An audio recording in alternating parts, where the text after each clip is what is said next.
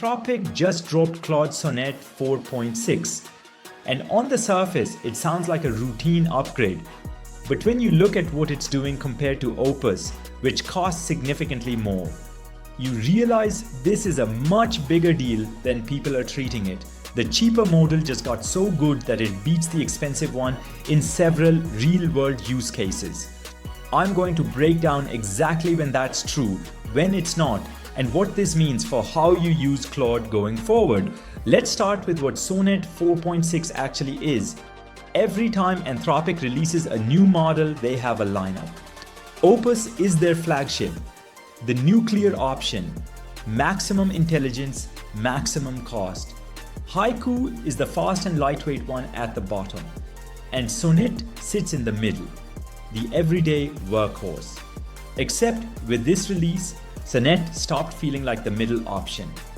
Anthropic describes it as a full upgrade across the board. Coding, computer use, long context reasoning, agent planning, knowledge work, design. All of it improved. But the headline is this: developers who tested it early didn't just prefer it over the previous Sonnet. A majority of them actually preferred it over Opus 4.5, the flagship model from just 3 months ago. And that's not a small or insignificant thing. Now let's talk about the context window. Sonnet 4.6 now supports 1 million tokens, enough to hold an entire codebase in a single conversation. Anthropic claims it can actually reason across all that context, not just store it. They showed a test where the model ran a simulated business over time and developed a smart strategy on its own. I'd still wait for more real-world evidence before fully trusting this.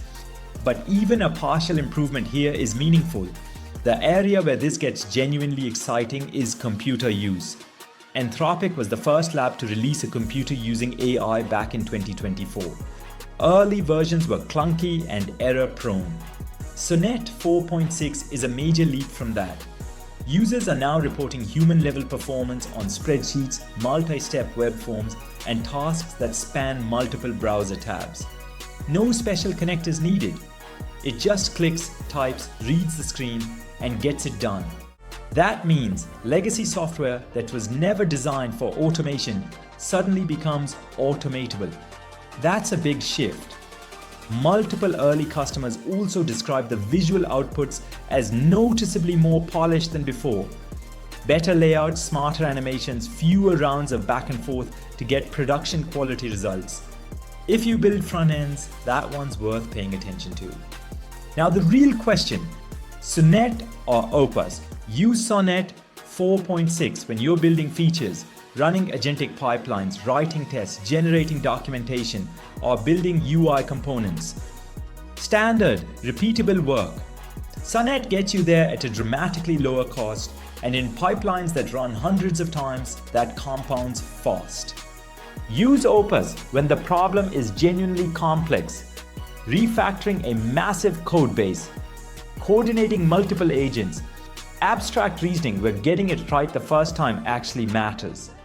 Anthropic themselves say Opus is the choice when precision is paramount. It's the nuclear option. And now you finally have a good scalpel to use instead. Before this release, the honest answer for most tasks was just use Opus because the gap was too big. That gap has now closed. For most daily work, the decision is Sonnet.